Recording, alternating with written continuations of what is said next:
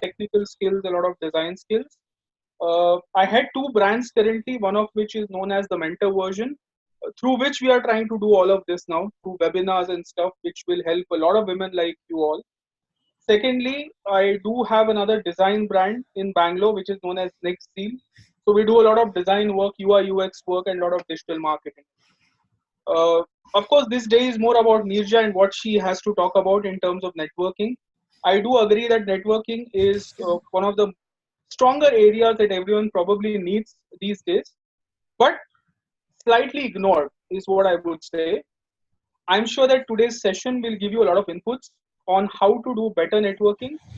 This is just a start. I'm sure that there are a lot of other sessions which will come up in the future. Make sure that you get as many pointers as you can from Nija. And of course, we'll be there on the WhatsApp group, active and interacting with all of you as time goes by, right? So let's have a good afternoon, a good learning afternoon. And I think Nija, you can take it over now. Thank you, Omkar. Again, for those of you who joined a little late, I'll just say some do's and don'ts.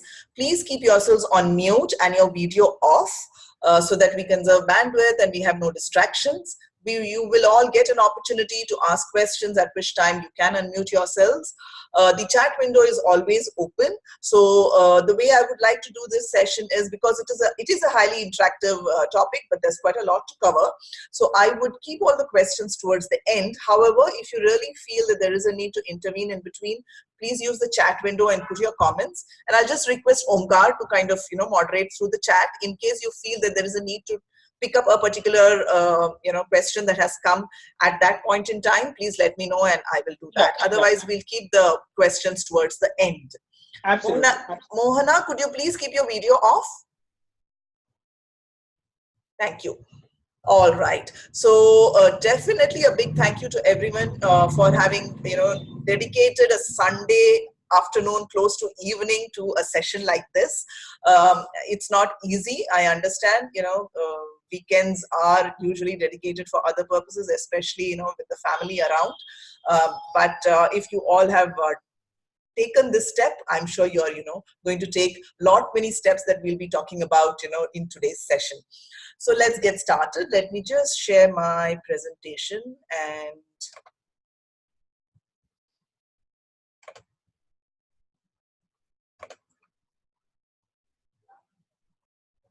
is it visible?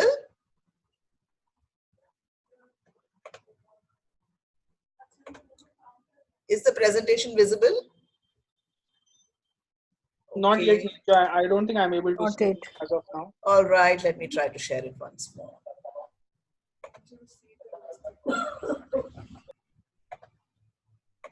Is it visible? Yes. Okay. It is great. Visible. All right. Yeah. So as we said, the topic today is effective networking. And I thought that, we should do it in a format of let's talk about some of the myths that all of us possess. Either we kind of, have assumed it to be this way, or we've seen somebody else do it in a particular manner, and hence we believe that this is what networking is. I have observed a lot, I have seen and heard. And so I thought, let's, take it the myth way and try to bust some of these myths and understand what networking truly is. Okay. So, trying to move on. Let me see.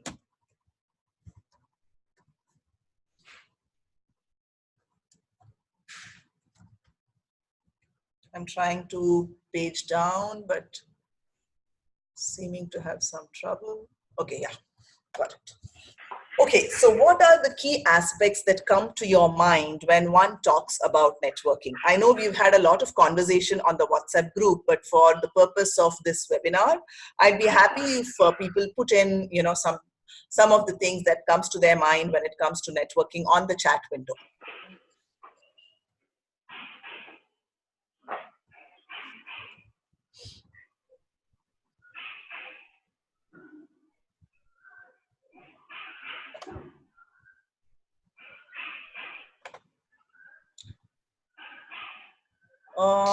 I hope everyone's able to hear me.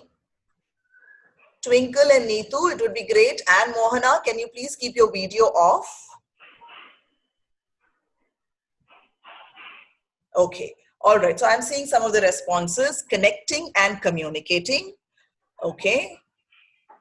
Increasing your contacts. Fine. Twinkle. You can put what you want to say on the chat window.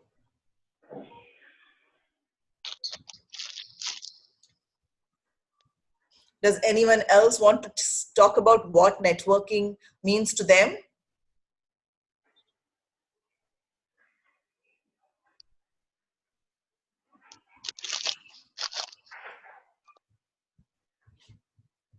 Contacts and establish. A couple of more insights, inputs. It's the same, public relations. So that's a strong word.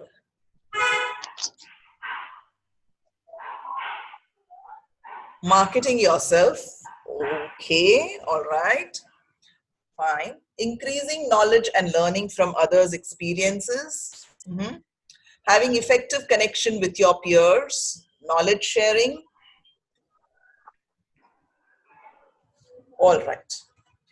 So let me go back to sharing.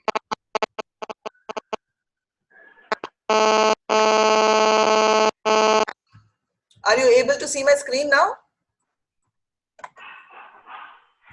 No, we are not able to. Okay, let me go back to my PowerPoint slide.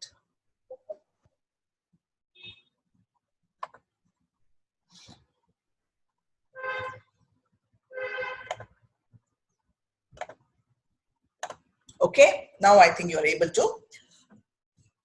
Yes. So I said that I have done this session multiple times in the past, and whenever I do these sessions, I usually ask a few questions. One is to get the expectations from the audience, and two, for me to understand and gauge, what people, think about the topic.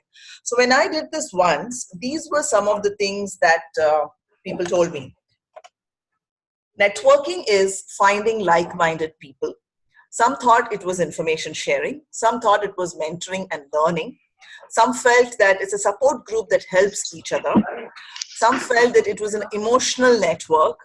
Most of the times I've done these sessions for women, while today's session was open to men and women. Strangely, we have had only women register for this. So, the point I got last time was feel good with sisterhood. Some said that, networks are for common goals and networks are for sharing and working together. Some of this is what, we also said just now. Now, I'm saying that network and networking is not any of this. So let's see why.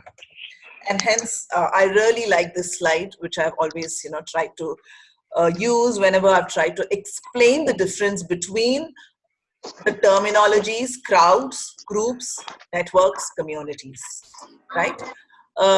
So it's very obvious. We're saying based on what is the commonality of purpose with which we all have come together, or a bunch of people have come together, and what is the amount of trust between them determines what kind of a bunch they are.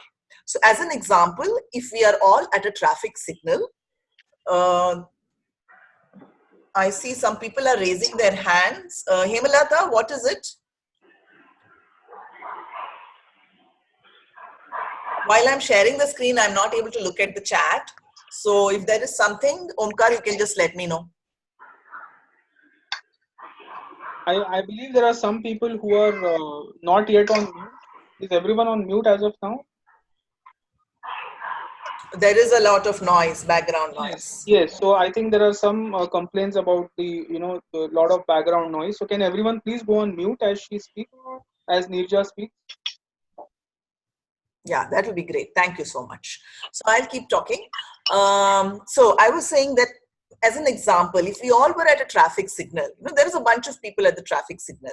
Now, What is the common purpose that all of us at a traffic signal have, except for the fact that yes, we all want to cross the signal and go to the other side? The larger purpose, there is nothing common, right? One may be going to a mall, the other is going to a hospital, and so on. So there's no shared belief, no shared value, no commonality of purpose. And what's the amount of trust that we have between two people standing at the traffic signal, except for the fact that if you're with your friends or family, it's nil. So such a bunch that is coming together is a crowd. And you'll find such crowds in multiple places. Now, if you extend it a little bit, when there is a little more commonality in purpose, a little more, values that are common, but the trust is still minimum, that is called a group. As an example, we all have become part of a WhatsApp group, which has been because there is a common purpose. All of us want to attend this webinar, and hence, we all became part of the WhatsApp group. But is there a big amount of trust between us? Well, there is no necessity to have any kind of a trust. We wanted to attend the webinar. The host created a WhatsApp group so that some kind of information can be exchanged, and you can be part of the group. You can consume all the information. There is no need really to actually participate and contribute. So there is a shared purpose, but the trust is probably minimal because most of us don't know each other, and we are there because we all want to know about the webinar and attend the webinar. So that's a group. And you can find such online, offline groups based on a commonality of purpose. Now, if you were to look at the other side, which says there is a network, it says that there is no shared belief or no shared value or no commonality of purpose. But the trust level is a little more. So extending the same example of we all having come together to attend this webinar, I said that there is not much trust. But there is a commonality of purpose, which is attend the webinar, but nothing beyond that. When I say nothing beyond that, each of us will take some inputs, some insights from the webinar, and then we will go about doing what we want to do with our life. Okay, so from that perspective, again, the shared belief value is limited. But I see from the interactions that we have had on the WhatsApp group, I think there is a much larger amount of trust in this WhatsApp group than any other WhatsApp group that you might have just got included into. When I say the amount of interaction and trust is more, because people are opening up and talking about some of their problems that they have had, asking questions, raising questions, which means that there is a slightly higher amount of trust. And this trust could have come from the fact that maybe you all know me and Omkar from your earlier interactions, or possibly because you have heard from somebody that this is someone that you can trust because of our background, where we work and what kind of person we are. And you've kind of felt that you can engage a bit more. But usually in networks, when you attend networking events, when you go and meet people, the amount of trust is slightly more, because you know that it is a safe place. You go to an event, even if you don't know anybody there, it's safer to be there because you have researched about the host who's conducting the event, you know that the venue is safe and nothing will go wrong. So from that perspective, the trust relationship is slightly higher.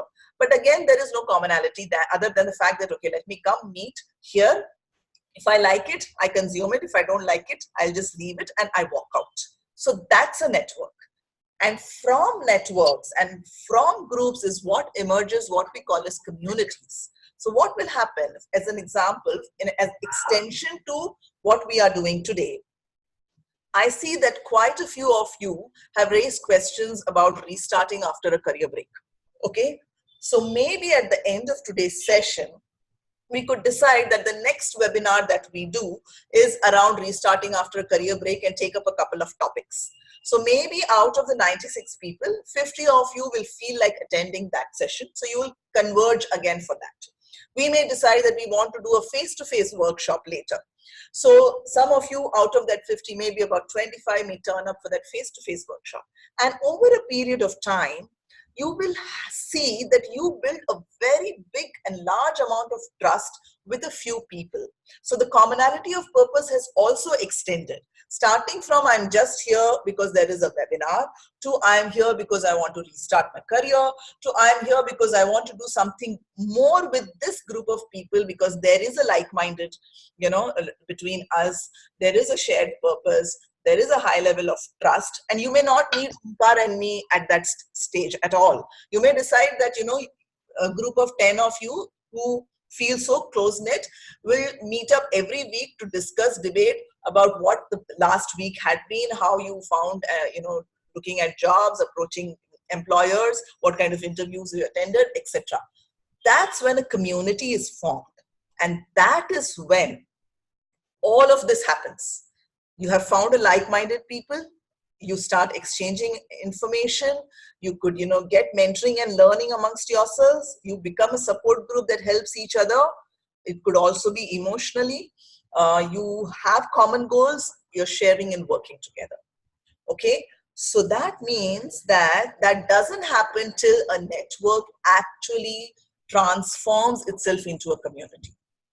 But a community will take shape only after a network is built. And hence it's absolutely important for us to start being in networks, forming networks, and network ourselves. Okay, so let me move on. Let me ask the next question, which is, what are you good at? How many of you feel that you are good at networking? We can possibly have a show of hands or put it in the chat window. And Omkar, you tell me how many numbers come up.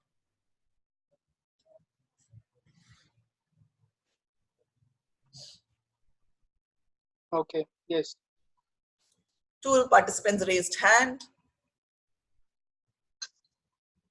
So we have 31 participants. I'm not counting myself and Omkar. So which is really good. 3 participants raised hand.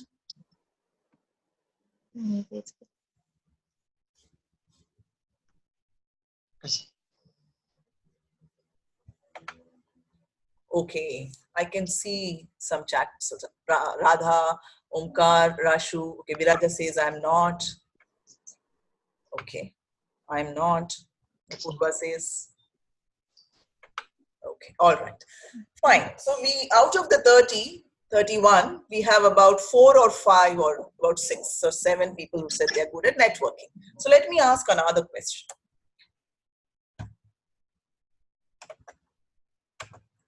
How many of you are good at helping others? Now please raise hands or say yes or no in the chat window for this question. How many of you are good at helping others?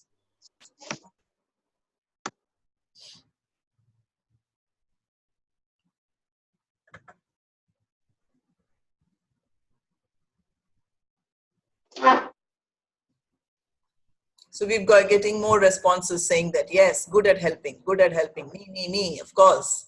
Of course, all of us are good at helping, right? Okay, and we have had 8 participants raising their hand. Thank you so much. All right. So when we did the poll, all of you had to actually answer this question when you registered also. This is what it looked like. Do you think you network well? 31% said no. 43% were not very sure. Only 25% said yes, they were good at networking, which is also pretty good. I mean, out of 100 responses, if 25 people say that they're good at networking, I think that's brilliant. But we have to look at the other 75 who blatantly say no or say that I'm not very sure.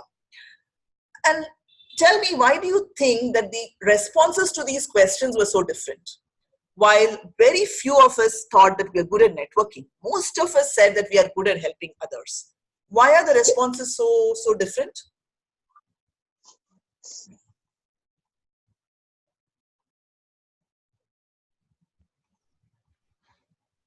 Is anyone saying anything, Omkar? Someone just said lack of confidence. Lack of confidence for networking. Hesitation in approach. Yeah, I can see the chat now. It has to do with personality, inferiority. Apurva, I'm assuming when you say voluntarily, you voluntarily go out to help, but network you may not.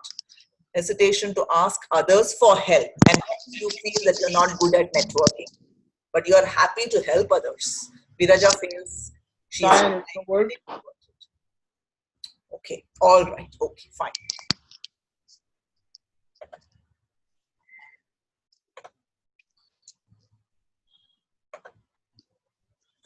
Okay, so we all understand networking as it's all about what you can do for me, which means that if I'm going out to network with somebody or a bunch of people, what it is that I have to always keep seeing what the other person can do for me, and that is what is networking. I believe this is the premise with which, you know, people network, or you think that that's what networking is, and hence you feel shy, you feel introverted, you're hesitating to ask questions and for help, right? So one of the challenges that was articulated in the registration form was, after a career break, reaching out to previous connections does not help. So that was what, you know, was the thing. Forget unknown people. These are people that I have worked with and I have known them for so many years, and then I went on a career break. And now when I try to approach them, they don't help me. So this is what they think networking is. And I'm saying it is not that. Networking is just not that. What is networking then?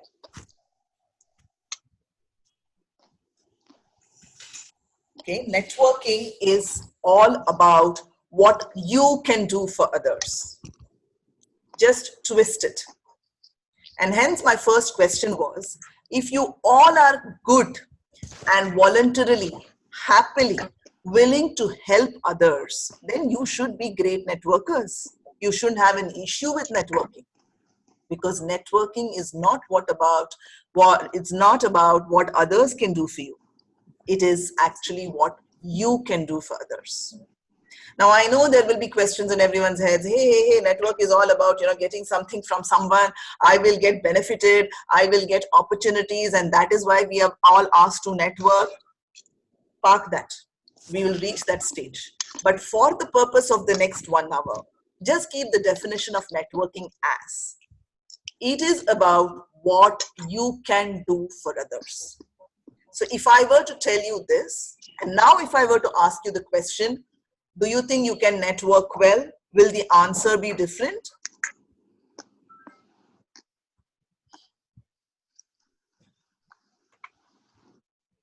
Yes, Suchitra says yes. So if I say that networking is all about helping others, then you think that you can network, you will be a good networker. Great. All right. So let's keep that as the definition for now. Tanvi says yes, Rashu says yes. Okay, great. So how does one do this now? Now the challenge that people said, I reach out to people and will you please help me? People don't respond to me. They don't, you know, even listen to me. They ignore me. Why does that happen? That happens because you're only bombarding people with your requests. And unless and until somebody, I'm not saying that people are bad. It's not that they don't want to help you. But the point is that in the very first interaction, in the very first conversation, all you can think about is, you know, putting out your request on the plate, you know, singing, you know, your sad song. I am in such a, I need this help. Can you help? I don't think people will encourage that. Because if that was the case, then there would be 100,000 people who will be approaching them. And it is impossible for someone to, you know, help so many people at one point in time. So what you need to do when you want to have those conversations, and especially for the person who said that I reach out to, you know, my earlier connections and they don't even talk to me or they don't respond, you have to do the tango with the conversations. So there were a lot of questions about, I don't know how to take a conversation ahead. I start well, but, you know, later on, I don't know how to, you know, continue this. Well, the rule is listen for 80% of the time.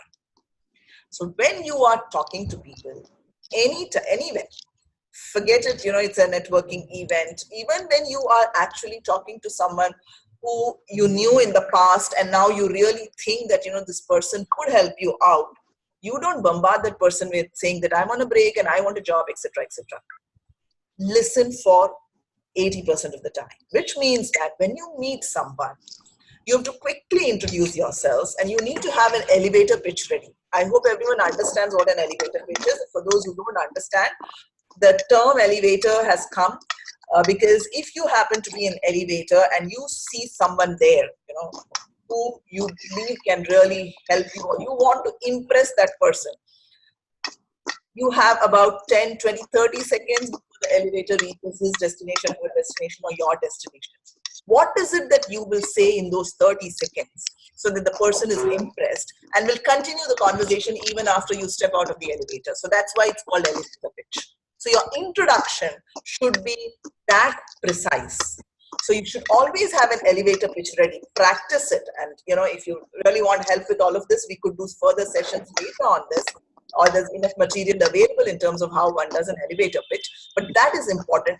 Each of us needs to always have an elevator pitch ready, because you don't know when you're going to meet someone, but we are always meeting people. So you should always have an elevator pitch ready, which should leave an impression with that person, or it should make the person listen to you a little bit more. After which you start asking open-ended questions to the other person so that that person starts talking. And what did I say the definition of networking is? I said it is about what you can do for others. While the person is talking, you try to find out where exactly you can help this person. And that's when the connection is formed. Okay, so let me give two examples. One is about the elevator pitch. Though this is not a session on elevator pitch, I would still like to do a small tip. So I was doing this session at another event, and somebody said, okay, can you give me an example of an elevator pitch? So I said, okay, let me do one.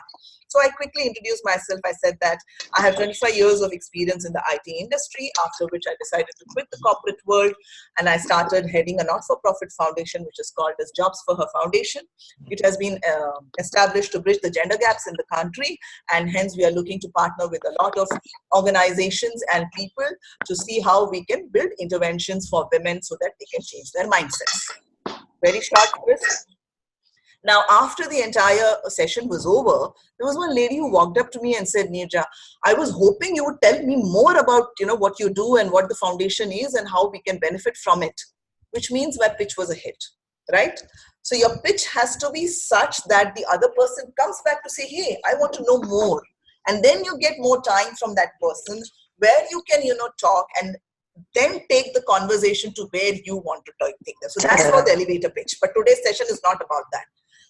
The second thing about listening and then trying to see where the opportunity for helping might come, right? So now, for example, my current elevator pitch would have been that I've stepped out of the not-for-profit foundation and now I'm looking to use my passion, which is about doing trainings and workshops.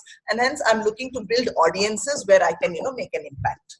The minute I have said that, if you believe that I think in my pitch, I will also say that the audiences that I'm looking to make an impact are women and students. The minute I say that, if you think that you have a connect with some college, somebody high up in a particular university, you know that you can help me because I have said I am looking for audiences.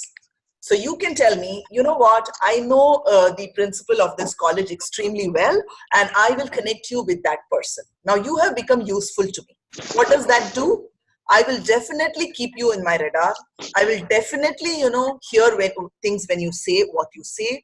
And going after the meeting also, when you, kind of connect with me for any reason, I will definitely, come back and, talk to you and listen to you. So you have to look out for opportunities where you can help the person that you are conversing with. That's how networking conversations start. And the rule is, listen for 80% of the time, and while you're listening, look for opportunities to help. Now, you may not be the person that you're talking to. So, and every person doesn't have, a whole lot of time to only talk to you. At a networking event, especially if, you have gone and, talking to one of the panelists who was there, there'll be 10 other people who are waiting after you to, talk. So if you think that, you could pick up something quickly where you can help, please say that. If not, say bye and move on and find another person with whom you can have a conversation. So that's one of the biggest rules for networking. All right. The next myth, and also came as a question that we had when people register. Extroverts make the best networkers. People think that a pro networker is the most popular person in the room. He or she will have about 100 people, surrounding him and her, and he will keep talking. This pro networker continues to talk. He's an extrovert, so knows how to make conversation. And one of the challenges which was articulated is, I am an introvert, I am shy, I don't know how to start a conversation, etc. And I am saying that's a myth. And you know why it's a myth, because in my previous slide, I already said that it is a 80-20 rule. You don't have to do the talking. You have to just initiate the conversation with a brief intro and then let the other person talk by asking open-ended questions so that you seem interested in what the other person is saying and try to find where these people need some kind of help and if you are able to provide that help. Isn't that easy? I don't think, that's a very difficult thing to do. What do people say?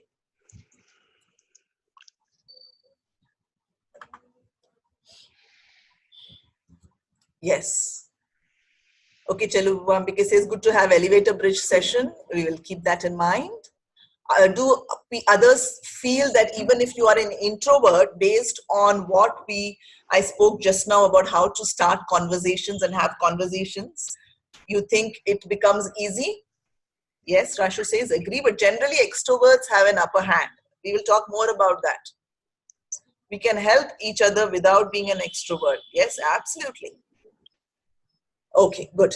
So I see some people feel that, yes, this is easier. We will know how it is easier as we go ahead in the slides. So this is an absolute myth. Extroverts make the best networkers is a myth. For your information, I am an introvert. Okay, I am not an extrovert. I don't go around having conversations with people. Generally, I can't, start off some discussions. But I have been told I'm a great networker. I have lots of connects, and opportunities that have come to me have been because of the networkings that I have done, the networks that I have built. Of course, I have also helped, and that's how I have built networks. But as a personality type, I am an introvert. So yeah, that's there for you. Okay.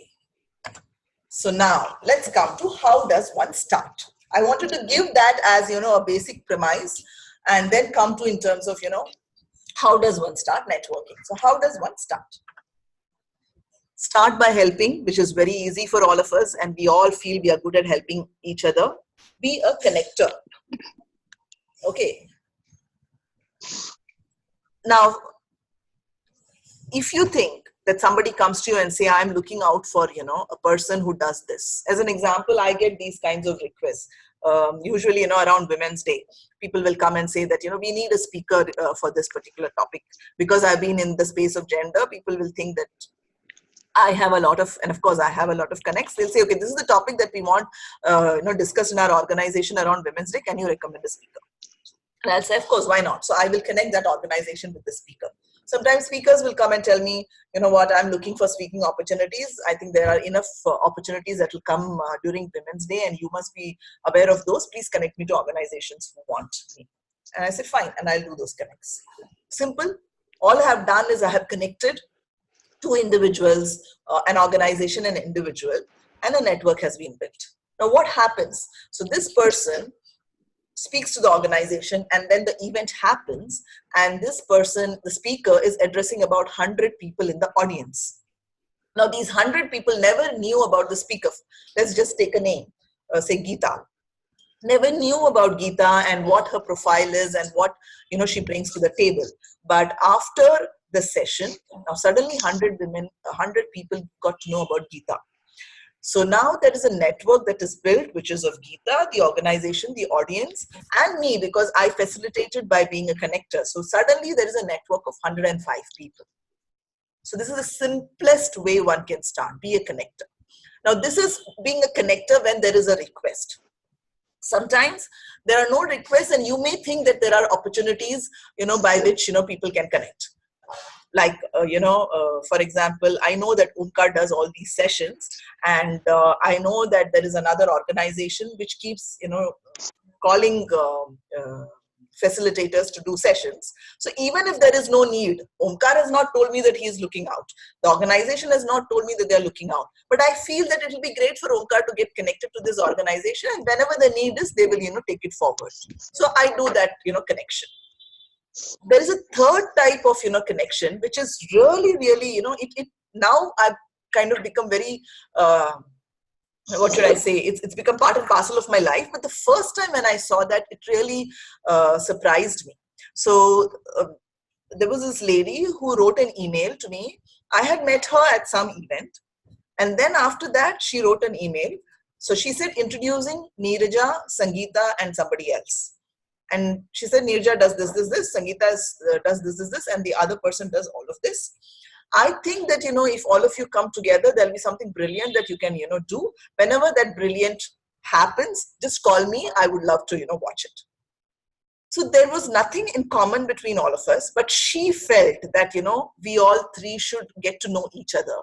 And without any selfish motive, without any need, without any commonality, she just did an introduction. And I thought, wow. And of course, then, I would have started speaking to Sangeeta, and we would have figured out, if there is something that we could do together. So these are the three types of connections that one can do. And I think this is a very simple and easiest way to start networking and building connections, by just being a connector yourself. Okay. So this is a very quick and easy tip. And I hope, and I'm sure all of you after this session will at least make 2 connections, between people today. And why does that help?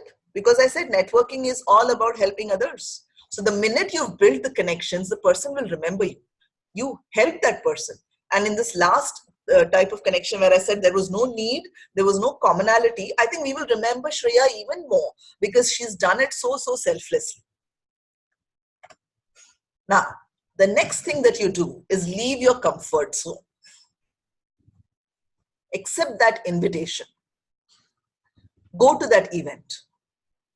So today, of course, this session is happening online as a webinar. Okay, we had 96 people who registered, and we've had 34 people who are attending this session, which is quite a good number. But why do you think the other 40 did not come? It's a webinar, so I don't think, the challenges in terms of, oh my God, I have to get out, wait the traffic and go there. But it could be something else. But usually when it is physical offline events, we think 100 times. Oh, I have to go all alone. I have to, go through the traffic. I have to take a car. Let me check if my friends are coming. Let me ask them. And if they say they are not coming, they are not interested, you say, okay, fine. How can I go all alone and sit there in the midst of everyone?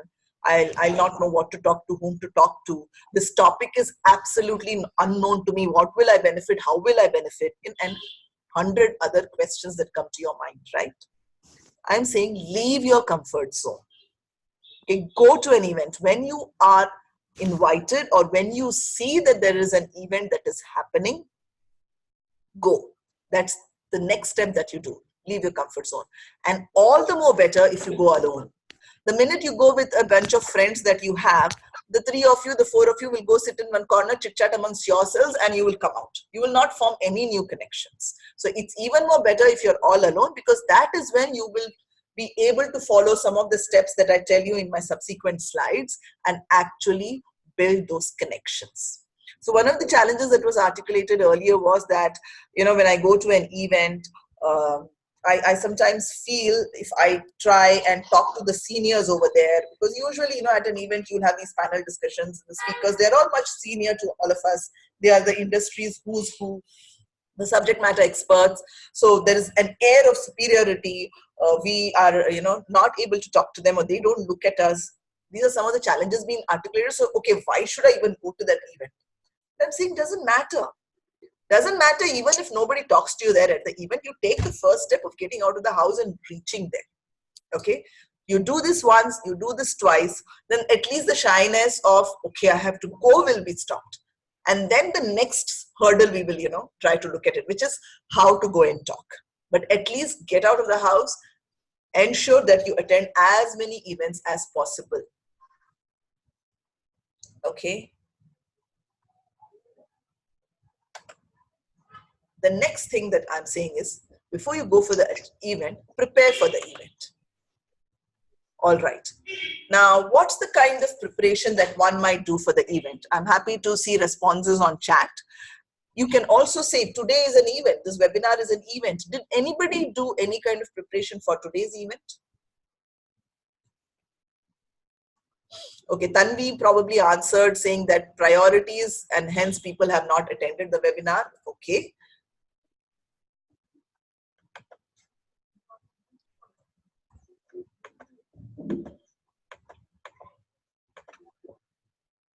What is the preparation? Nobody did any preparation for this webinar. Okay, it's all right. But if you were to go to an event, would you do any kind of a preparation? What questions to ask? Suchitra says, great. Tanvi, what is the preparation that you do when you go for events? It's perfectly fine if any of you didn't do any preparation for this event, but I want to know what you would do for any other event. That's how attended greet and meet session at AWIS. Have a notebook handy so you can take pointers. Inform family not to disturb during event. Wonderful. Reflected on what prevents me from networking. Who is in the panel? Profile of sessions. Great. Yes, Tanvi, that's perfect.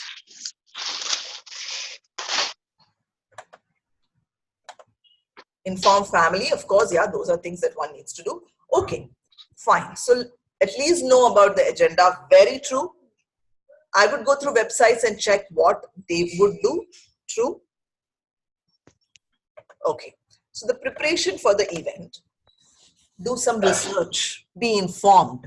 Okay. So what's the kind of research that one needs to do? As somebody said, at least find out about the host. Okay. Like I'm saying that today's session, and we all are part of a WhatsApp group and we are all okay to attend the webinar, but had it been a face-to-face session, I think you would have done a little bit more of preparation because you want to be sure that, this person is safe. I can go and attend a session, that is being delivered. Maybe the venue is safe, right? So do some research. First of all, find out about the hosts or the sponsors or the organization that is hosting the event. Find out if they have done such events previously. And if they have, then what's the kind of, sessions? Who were the speakers? What is the feedback about it? What is the agenda for these sessions? And who are the speakers and, panelists for this? That is absolutely important. Sometimes you also get to know the guest list. Most of the times, you are asked to register and then you will get a confirmation over email whether, your participation is confirmed. When that email comes, sometimes, all the email IDs are in the CC list. So you will know the guest list. If the guest has actually given the email ID as an official ID, you can take the name, you can take the company name, go to LinkedIn and do a search. You will know, okay, these are the guests that are coming. So sometimes you have the privilege of knowing the guests. In this case, you know the guests because there were about 96 people on or 77 people on the WhatsApp. So you could have tried to find out about every person if you had wanted to, right? Do some research around, especially, now here is a challenge that is articulated, how to initiate a conversation with someone whom you want to be mentored when you don't know him or her personally. And extending this, you really want to talk to one person who's there on the panel. How do you start that conversation, right? So do some research to see what has this person done. Maybe this person has given talks elsewhere. Maybe this person writes some articles. Read up. Look at videos, past videos of what this person has spoken about and get some information and keep it handy and use it when you come to this event. One of the great ways of using this is by asking questions. Sometimes you even have to prepare questions, and I think somebody said that. Prepare questions upfront and come. Most of the times it is spontaneous based on what the speaker is saying, but preparing questions upfront, especially if you're going to pull out something from the past that the person has spoken about or written about, will have a bigger impact. Let me give an example. So I went to this event, which was a data science. It was organized by an institute that has data science courses, and my daughter is very keen to pursue data science in the future. So I said, let me go sit and find out what they had to say. And the speaker said a few things. Now, I asked two questions. One of them was, of course, something that I wanted to learn about, and the other was a question which I always ask, being in the field of gender. I generally ask, do women come and take up these courses, and what's the opportunities? We don't see too many women in these kinds of careers, etc. Now, what happened because I asked these two questions was, of course, I got the answers, but after the speaker had finished, there was a queue of people wanting to meet the speaker. Now, I was also in the queue. This speaker, she looked around, and when her eyes met mine, she kind of, stopped there because I had asked a question and she kind of connected with me. So I slipped out of the queue and I went to her, I gave her my card and I said that I know that today is not the time to talk, but I would definitely like to get an appointment from you and, meet later. And she said, of course, and she gave me her card. The second thing that happened was, a lot of other things happened, but let me come to this, the most important one, which is, one of the people there walked up to me and said, yes, we have to do a lot for women. And I completely understand. And he told me about another event that was happening. And he said, you should bring your entire community of women to that place, because that is where women will get the opportunity to talk. Because you are saying that we never get opportunities to express ourselves, etc. Now, this is something that I would never have got if I had not even opened my mouth and asked that question, because nobody would have known that I'm in this field, right? In my job, I have to continuously look for what kind of events are happening, where can I get passes, where can I send my, the women from our community, etc.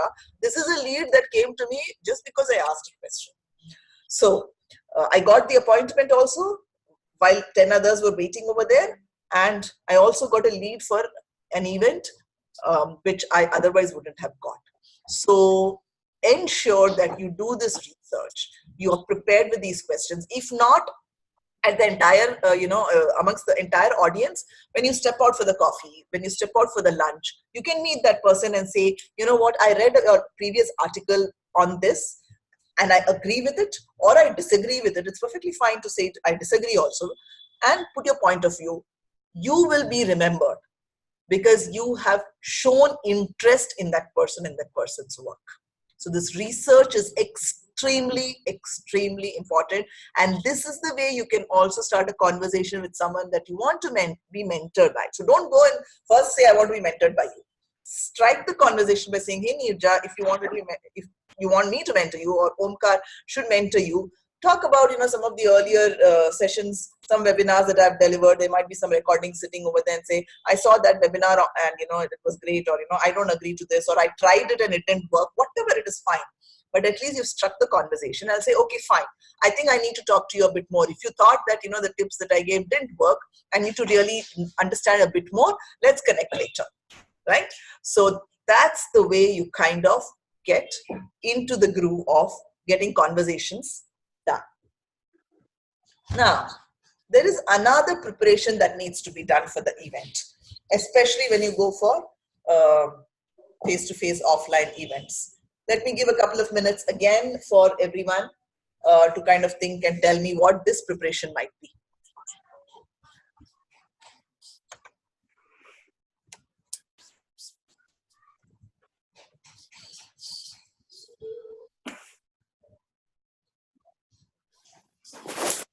Any answers coming up?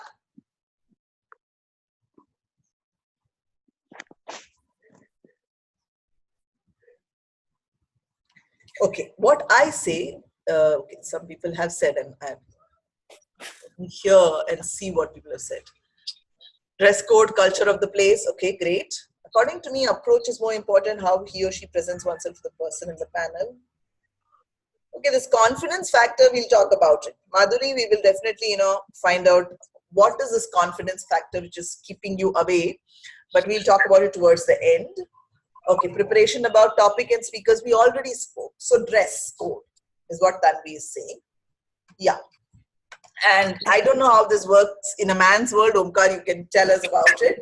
But I definitely see and say where a conversation starts. And I'm not saying that go shopping every time you have to attend an event, but pick up something which can enable conversations to start.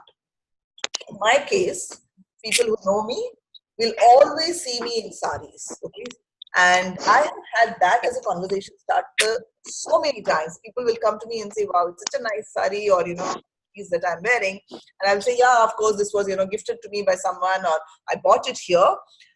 And then we can we get off starting to talk. I say, okay, I introduce myself, the person will introduce herself or himself, and a conversation starts. So sometimes what you're wearing could also be a conversation starter, but remember that it should be something that you want people to associate you with. Like I said, that I always am in saris, so never ever, even if I were to go outside the country, and and I have done this, right? I've gone to Paris for something, and the dress code was business formals, and I said I will not. I'm not comfortable. So I will not end up wearing something else other than an Indian attire, because then people will never register with you, will never connect with you, because you're suddenly looking so different. You're not your natural self. So when I say to prepare in terms of what you wear, something that people will associate with you, or you want the person to remember you as always in their memory whenever they see you next time. Oh wow, it is this person. So there's something towards that. It always helps as a conversation starter. Doesn't have to be a dress. It could be a bracelet. It could be whatever, a small thing also, which can attract attention in the right way and get the conversations going.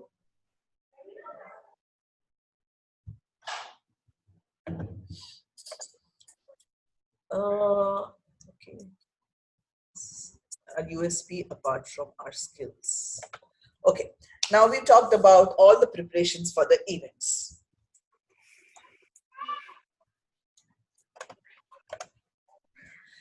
Let's talk about some other myths. The bigger, the better. So people think that network means you need to have a huge network. Lots of people, lots of connections. Something like that. Quantity matters. And hence people say that, I end up in the wrong crowd. I end up in the wrong place. People are so disinterested in what I'm saying, or I am not interested in what people are saying, right? And that's a myth. Your networks don't have to be, hundreds and thousands. You go to an event, even if you end up talking to 2 people, but you do genuine conversations and you ensure that you are able to, continue those and nurture those connections post that meeting, that's good enough. You start with 2, you add on another 2, and so on, that's good enough. And 2 is just a number. I'm not saying it has to be 2. I see somebody drawing something on the screen. Okay.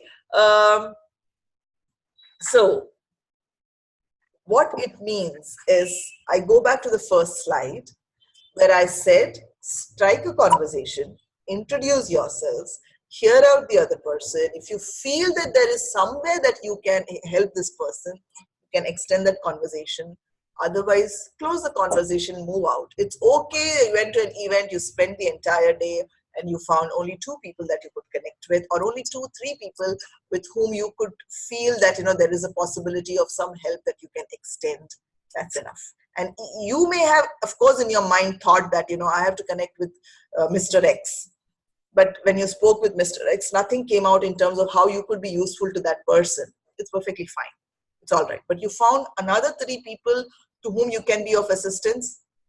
That's okay. That's your network for now. Maybe at another opportunity, you may find something else that you could be of use to Mr. X. You can continue that discussion with him or her later. So get it out of your head that when you go to an event, you must meet 100 people. It is not required.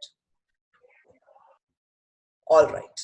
The next thing is about business cards.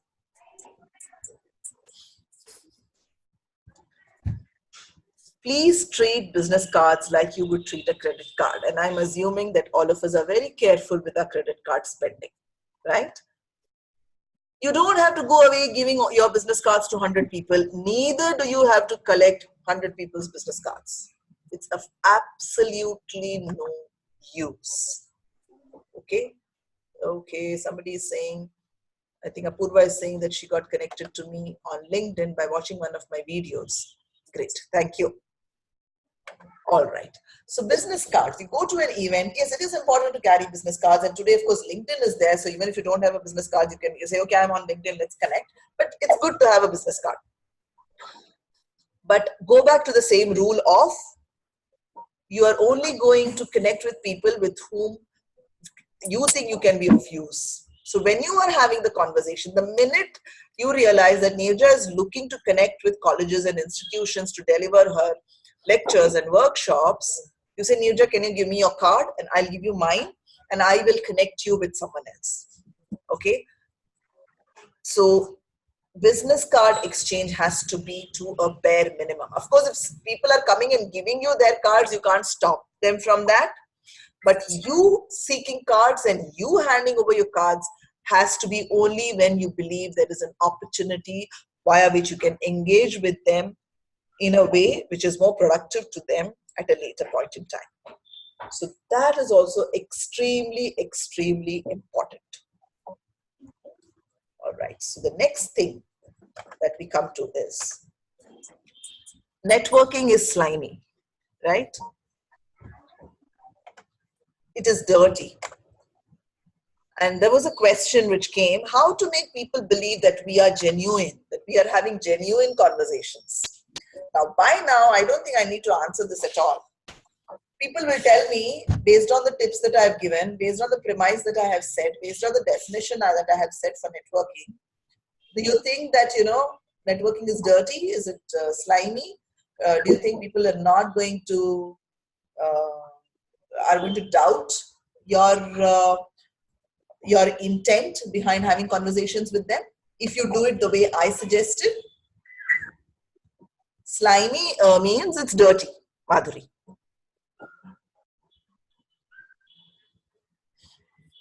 So Meenakshi, so no. So now you don't think networking is dirty.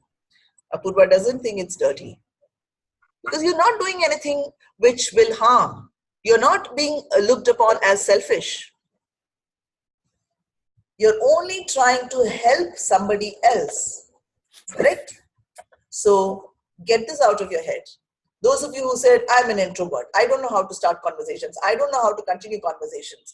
I find extremely challenging to be a part of a group because I don't know how to continue those conversations. People think that if I network, then I'm doing it for selfish purposes. All of that goes away when you keep the definition of networking as how can I be of help to somebody else?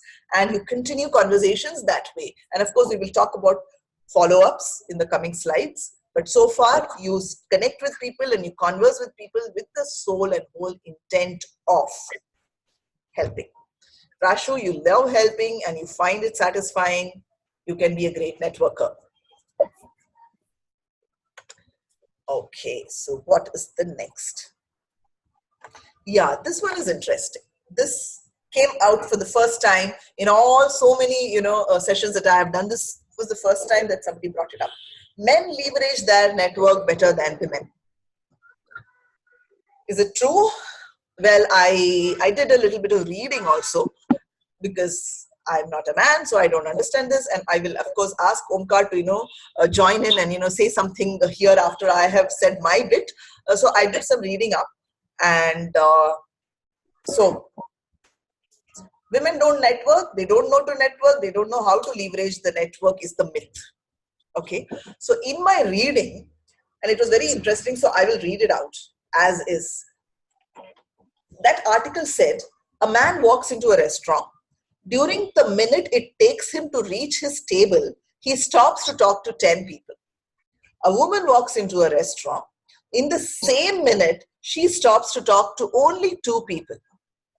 I tried my best to get a picture which depicts that. Now, who is better at networking? The man or the woman? Can we have some responses?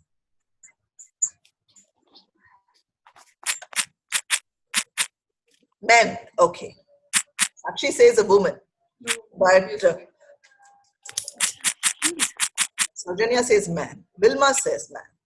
Okay. Which means you people forgot the slide that said the bigger the better is a myth. So I'm assuming that because here we are saying the man met 10 people and the woman met only 2, you are saying man is a better networker. But what did I say previously? It's not about quantity. Correct? Okay. Then it's a woman. All right. So let me read the rest of the story. Who is better at networking? An executive recruiter posed this question to her audience at a speech that this person attended after she described what she said were 2 typical gender-related scenarios. Her answer, the man, and this lady's answer was the woman. The recruiter said that the man was more effective because he connected with more people. But if networking is about leaving a lasting impression, then how much do you think someone is going to be remembered after a slap on the back and a short, hey, how are you? Good to see you encounter? The 2 scenarios, however, illustrate an important difference in the way men and women approach networking. Research shows that men do have larger business networks and interact with them differently than women do with theirs.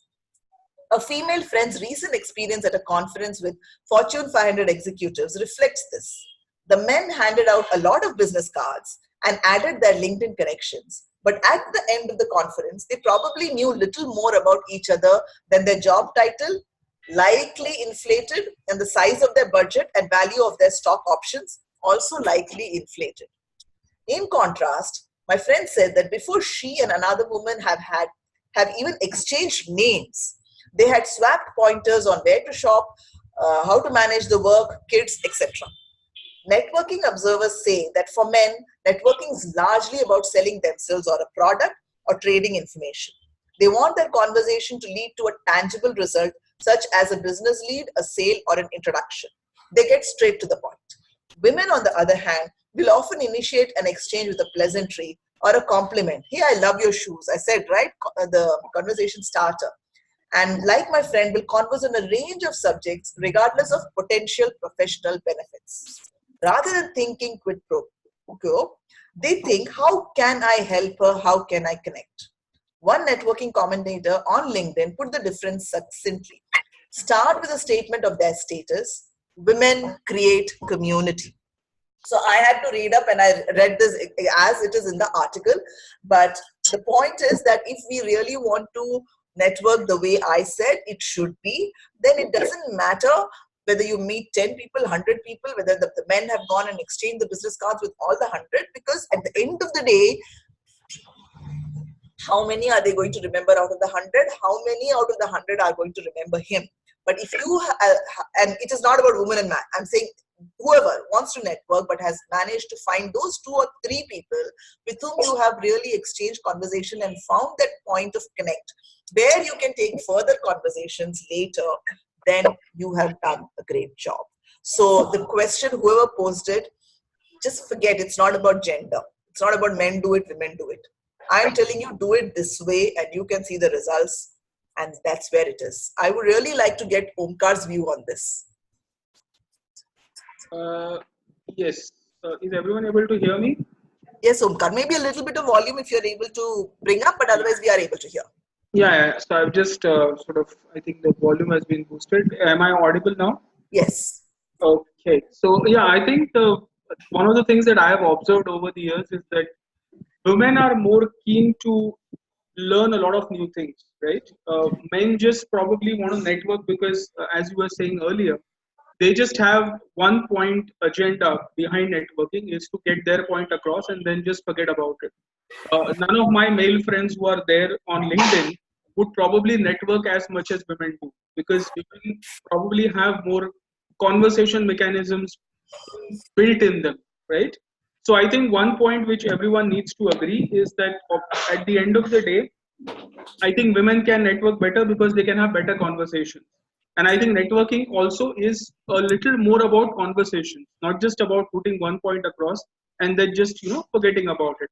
So I think one thing has to be straightforward and understood at this point is that women generally network better than men. The only difference is that men probably do it at the right times. In some cases, women sort of fall behind a little. That's what my experience shows. Sure. That's wonderful, Omkar. So we are kind of talking the same. Thanks so much. So let's get going. So we've busted this myth also. So now you've done everything, right? You have taken my tip. You have accepted the invitation. You have done the research. You have also maybe have a conversation starter. You go to the event, you attend, you try and start conversations. You find out how you'll be useful to the person. You exchange the cards. Now, what do you do after the event? Anybody has any thoughts?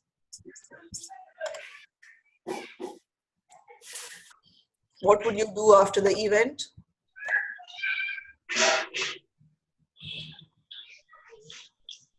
Somebody is not on mute. Please mute yourselves, and if you have any points, you can follow up. Rather, excellent. Maintain the contact, of course. It would also be interesting to know how you are going to follow up. I mean, right. Radha, do you have any pointers on that? How do you follow up?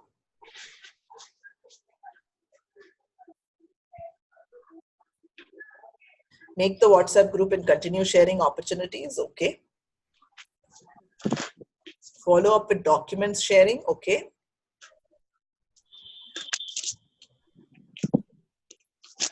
It can be through email. Okay. All right, great. So absolutely important that after the event, you do the follow-up. That is what makes or breaks the network. Okay. Now, one of the challenges that was articulated, how do you use networks effectively after creating them? And you can only use it when you actually continue to nurture the network. So one of the immediate things that you need to do after the event is, if you are driving your own car, then you can possibly wait to reach home. Otherwise, please do it as you are in the car, because if you skip this day when you were at the event, it will never get done. Take it from me. That one fine day when I will take all the cards and do this follow-up, which I'm going to advise, is never going to happen. You do it then and there, great. Otherwise, that connection that you built is broken. It was no use of you having, explained that conversation also. So the first thing, you take the business card, you feed in their mobile number. Second, you send in an email to say, hi, hello, great meeting you here. If you have told this person that you can really help, you can make that connection immediately, or you can say, I will talk to the person and connect you in the next couple of days. That's also fine. Go and connect over LinkedIn. These three things have to be done immediately. So I'm assuming all of you are on LinkedIn. If you are not, then get onto LinkedIn. And LinkedIn has to be also in a good shape. It can't be just the name and, just about that. Because when you are sending out a LinkedIn connect, the person is going to look at it and say, okay, fine, yeah, this is the person that I spoke to, and this is what the person brings. Just like your elevator pitch, just like your resume, LinkedIn is absolutely critical. You have to keep it in shape. So these three things immediately. And then at regular frequencies, you have to show the care and interest in the other person and what he or she is doing. So if you have promised help, or maybe you've not promised help, but suddenly after 2 weeks, you realize that there is this connection that you can make with this person and it will be useful to that connection. Easiest is do connections. The other way to nurture the network is that you understood the interest that this person has. So you may want to send an article to this person after 2 weeks saying, hey, I read this, I thought this will be of use to you. Or you can, suggest another event that is happening which might be of use. You can say, you know what, I'm going to this event, will I see you there? So ensure that you're continuously following up and nurturing that connection, so that when you need to ask for help, it does not look like a selfish motive. Now we come to the fact about how does the network help us. The network will help you if you have done this bit, this following up, this nurturing, this extending of help in various ways. The network will definitely help you when you need the help. And hence, it is absolutely important that you build the network upfront. As is said, that you cannot dig a well when you're thirsty. It should have been there. And then when you're thirsty, you can take the water. The network should have been built. You never know when the need comes up. And hence, if today you are in a need, you do all of this and, say, okay, fine, now I also, help this person. I sent one connection and a recommendation.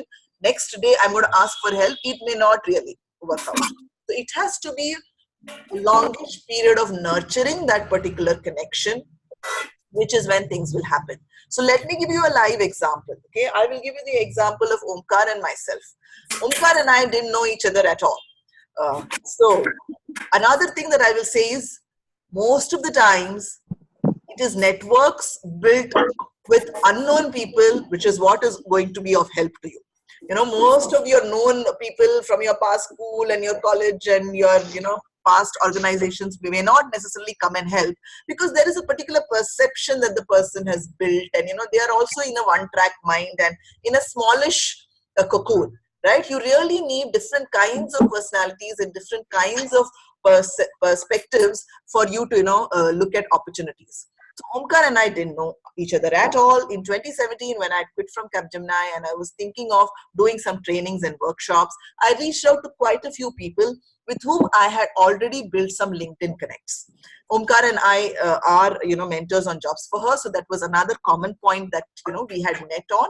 So I requested for a meeting. Omkar was nice. We caught up at a coffee shop and we discussed a lot of ways in which we can work together. But both of us got a little busy because I got out to the foundation and Omkar had other things to do. But we kept in touch. Despite the fact that the first meeting we said, hey, let's work together, and we were not able to work together, we kept in touch. I told Omkar many times that, this is a session I have delivered. He would, say some things. And now we are doing this, which is 2019, but it's perfectly fine. Now probably is the right time, because I've also, got off from Jobs for Foundation, and I'm thinking of doing a few new things. And Omkar have gotten together, and we are trying to do a few workshops together. So it has taken that much of time. It doesn't have to take 2 years. It just took 2 years because both of us got too busy. But the fact is that if I had not nurtured this connection, if I had not kept in touch with Omkar for 2 years, and suddenly now because I have a need, I want his help, I say, Omkar, will you help me? He being such a nice person, he may still help me. But not everybody will, right? So keep that. The following up is absolutely important, and following up also very selflessly is absolutely important. Just one thing I would like to add, Nirja, before you continue. Yes. It's the very simple concept of out of sight, out of mind. That's it, right? Just something everyone can remember. True, very true, very true. Yeah. Okay. Now, what next? What are we going to do next? So you've taken all these inputs and you will do follow-up also. One event over, you did the follow-up also. So what is it that you're going to do next? You have to make this a routine. It cannot be a one-off thing. 2017 mein kiya, forgotten, then one day in 2018 forgotten, one day in 2019 doesn't work. It has to be a routine. So you have to calendarize it. Okay. When I say calendarize it, you have to start looking out for these opportunities. Now, I don't know how you all got to know about this webinar. Of course, it must have come over social media, or, if you were on Jobs for Her and you are my followers, then you may have got it on WhatsApp, etc., which is kind of, you got to know of it. But you have to seek out. So go Google, and at the end of this presentation, I'm going to suggest some sites, and you can just Google and find out. There are tons and tons of events that are happening in every city in the country today. So you decide that first week of every month, I'm going to attend an event for whatever is comfortable for you. Or you say that every month I'm going to attend one event. Let me Google what all events are there in the month of August. I'll pick the one which catches my fancy and I'll attend that. And try to attend diverse sets of events. Otherwise, if you keep going for the same, it's great, but you will not really find different kinds of people. Make it a routine, calendarize it, and sometimes you can create your own networking groups, which is where the communities form, right? Like I said, regardless of what Omkar and I do beyond this webinar, now you all know each other, 77 of you on the WhatsApp group. You can ask questions which say, okay, fine, I'm interested in this. Can we get together and do something around this space, and create your own networking groups. Remember one thing: don't use a group to advertise. When people are coming together, they're coming together because they see some kind of help that they are going to get and contribute. It cannot be, your own, promotion of, what you did, or if you have a company and you want to keep promoting your products, then this particular network and community will not work. So it has to be common goal. Everyone has to feel that they are getting a value out of it. Great. The challenge is, how can networking help us building and engaging with our community? Here I've already given the answers. The minute you have networked and over a period of time you have nurtured that connection, you suddenly may realize, that this person with whom I am talking, we are possibly, discussing about, say, digital marketing, because that's where, you met the person and you found that person's interest. But you suddenly realize that this person is also a foodie and loves to experiment with food. And you also happen to be a foodie. So you can say, okay, fine, why don't we do a potluck lunch? I have also, another 5 other friends who are foodies. Let's do a potluck lunch every month, and we will, bring our experimented cuisine, to the table. That's another way of building another community. So you can, start building, engaging your communities in whichever way you want to, once you crack the first bit of it, which is what I spoke for so long. But that is when the real responses and the opportunities and the rewards come. Doing one-time follow-up is not going to help. Continuous nurturing of the relationship, and then maybe taking on to, building communities. And even if you don't build communities, but at least continuously remain in touch, so that when tomorrow there is a need, you can approach, and definitely the person will help out. Okay, now the answer to what do I get out of the network? I thought network was all about getting something out. Yes, we are asking people to network. We say that networking is great because you find opportunities out of that. It will happen, but it will happen only when all these steps have been followed. And let me give another example. So while people say that, I'm great at networking, and I kind of, figured it out, and it's become very, natural to me. 2 years ago, I actually went to an event which was for entrepreneurs, women entrepreneurs. And I'm not a woman entrepreneur. I've always been in a job. So there is a little bit of difference in, the thinking, the mindset, and, what people expect when you are an entrepreneur. So I really felt a little out of place there. But I tried to, start some conversations. I didn't get too much of a response. People really didn't, stand and, because I probably was not able to, find that one thing which I could help them with. So it was very lukewarm. Anyway, I came back. Now the same forum actually had another closed door roundtable conversation on a particular topic. So I went there again. I didn't give up. Now, since it was closed door, all of us got a little more time to talk about the aspect that they were talking about, and I gave my inputs.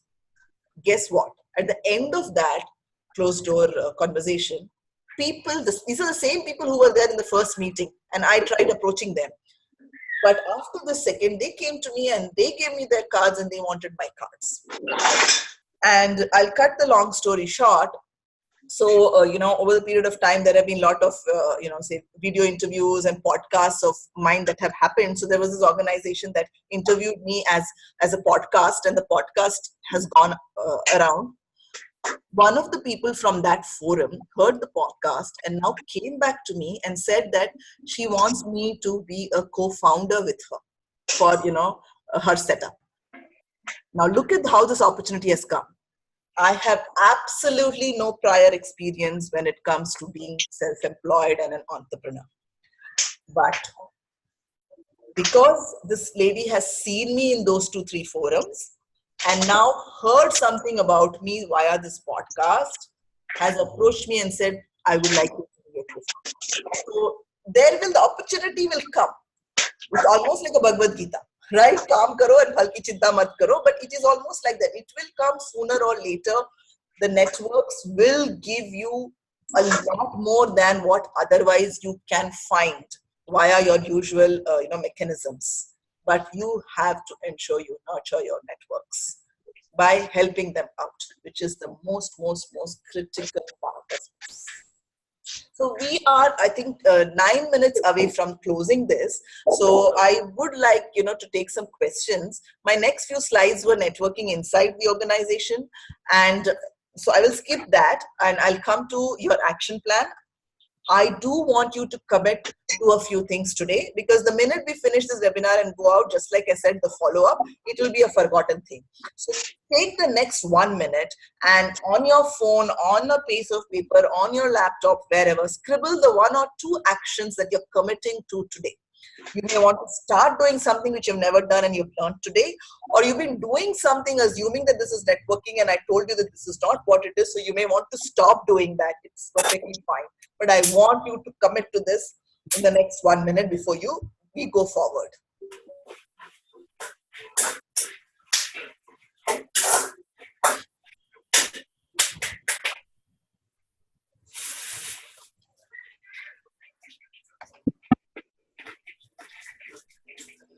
So I think, Nija, there was also a question about the organization, within the organization side. Okay, while people are writing, I'll quickly say, within the organization, those of you who are working, it is absolutely important for you all to network within your organization also.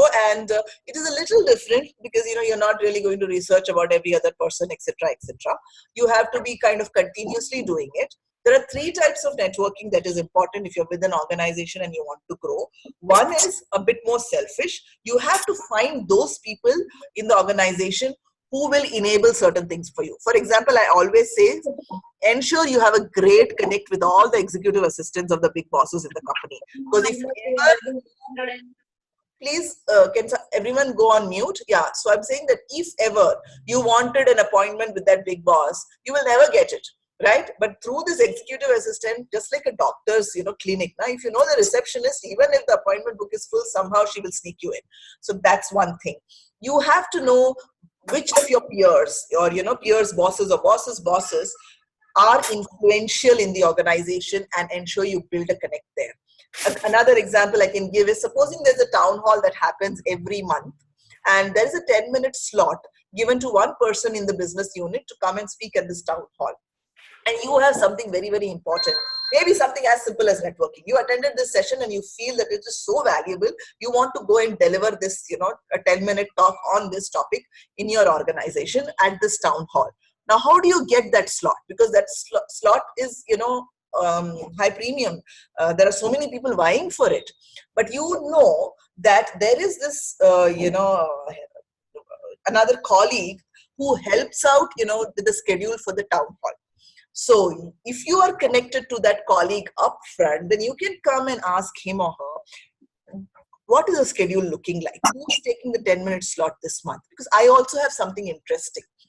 And maybe you will be in a position to get that slot for yourself. So that way you have to build, networks within the organization with the motto of getting work done. So this is a little more selfish.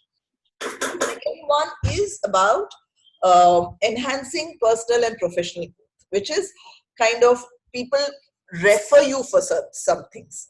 So you need to also reach out and build connects with people who you think can influence and refer. For example, there are lots of initiatives that organizations run. So you have a day job and there will be, a ton of other initiatives that, people run with, because that is what is going to help your end of the year appraisal.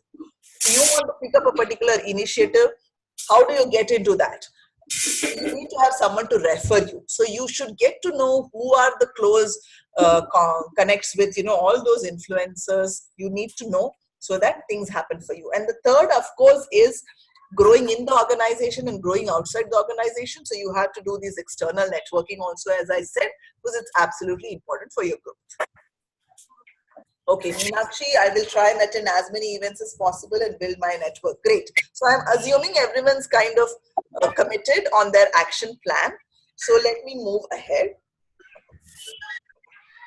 So these were the expectations from today's session, and I hope we have covered all of them. It says use network. Sorry, have I closed the share? Let me start it again.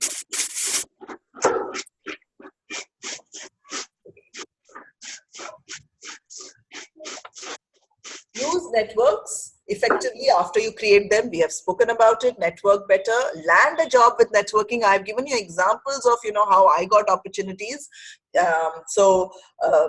As I said, you don't network with the intention of this person will give me a job, but opportunities will come your way. And I will just extend it a bit to say that on LinkedIn, and somebody spoke about building a brand, ensure that you have a social presence, because it's very, very important. The other day, somebody reached out to me saying, because I write, this year I had kind of, decided that I'm going to, write a few articles and post it in a few websites. So I had posted something on LinkedIn, and this person reached out to me just because he was connected with me on LinkedIn and spoke about an opportunity which has got nothing to do with what I had written in the article.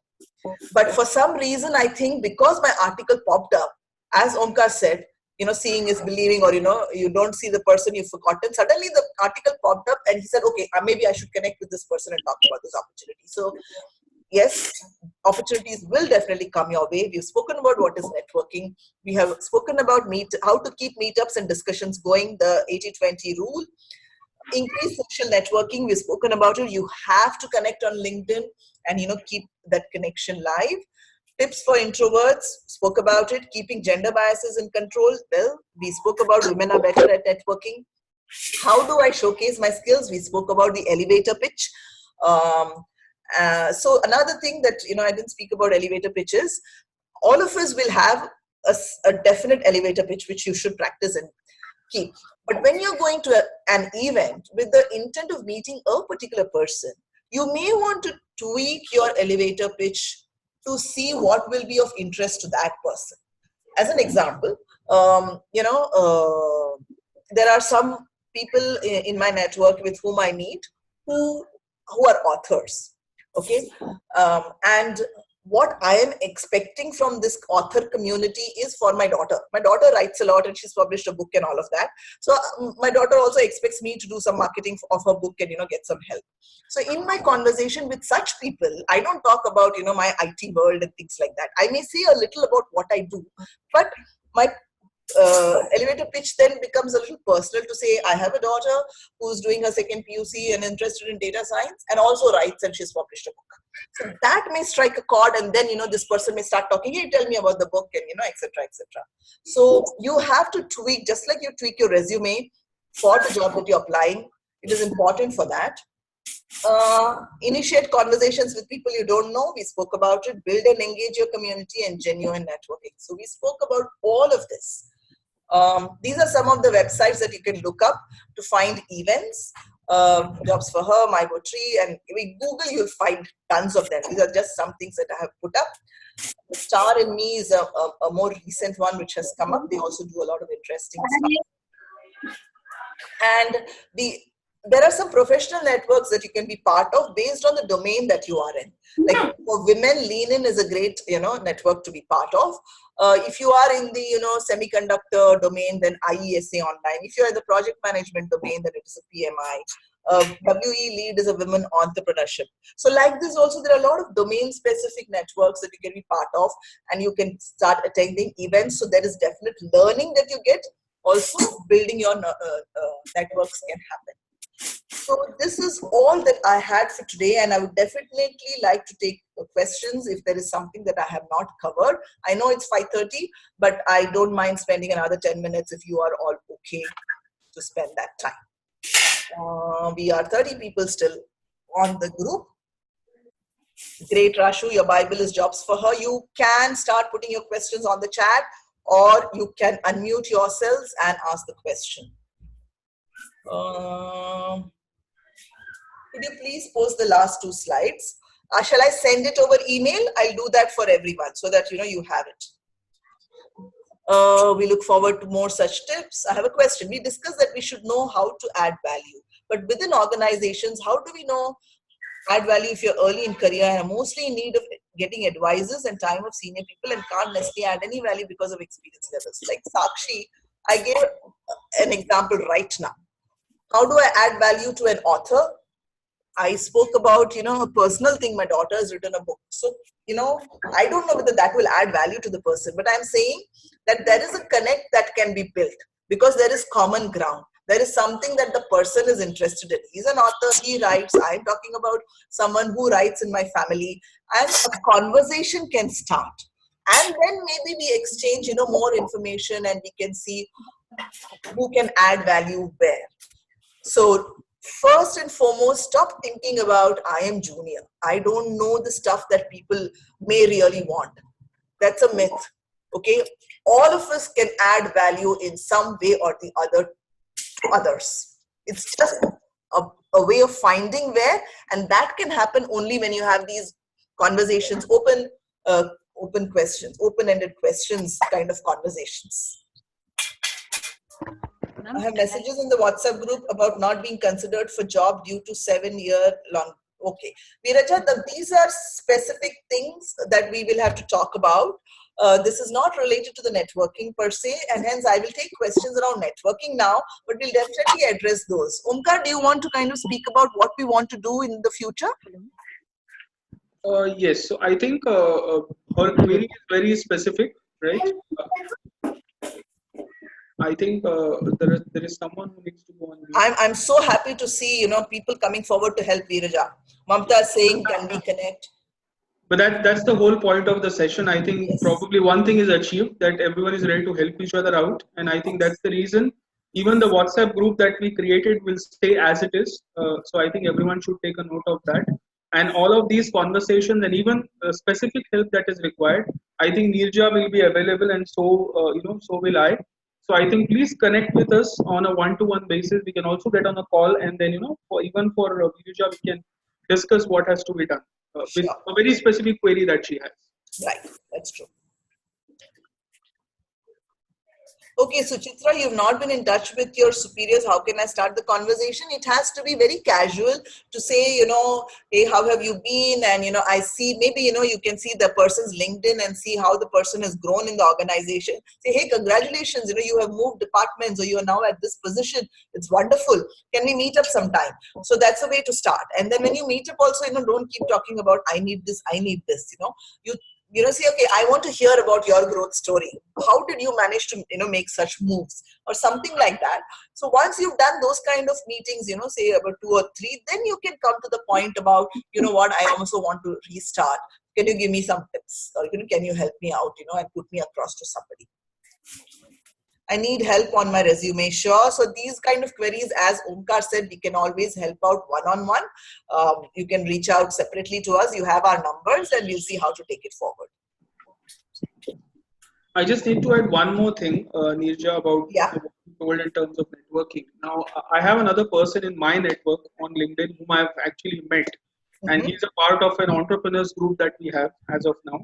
So in one of the networking sessions that we did for a lot of entrepreneurs, right? We had about 35 people in the session, and we did a closed group session for about 35 people, and he narrated a very good experience of his own from LinkedIn, which actually says that he makes it a point to meet at least 2 people out of his LinkedIn network once a month. Wow. And the meet is personal, face-to-face, one-to-one, right? That's how he enhances his network. So maybe all the others can take a cue from this. It's not enough to stay connected online. You have to meet people to make sure that something comes out of the network. Absolutely. That is true. That is true. Yes.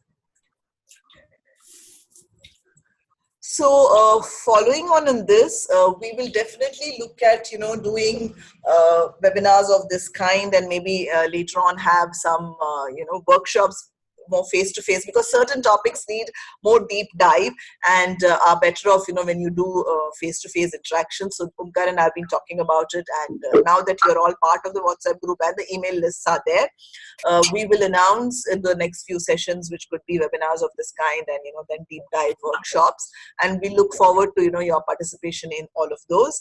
We are happy to do these one-on-ones also based on your specific requests.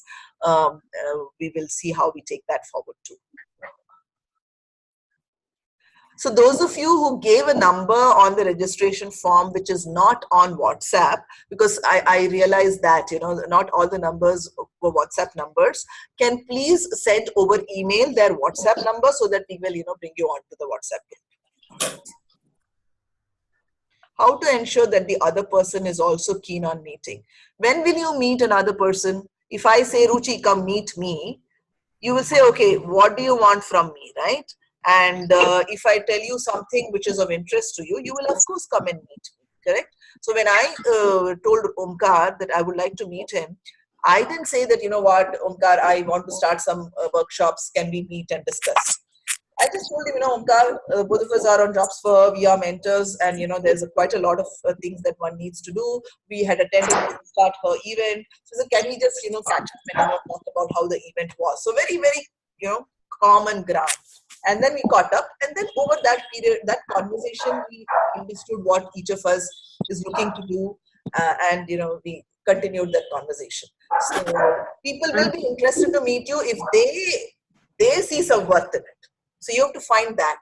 What is it that will bring them to that? And I think, according to me, people are always keen to meet.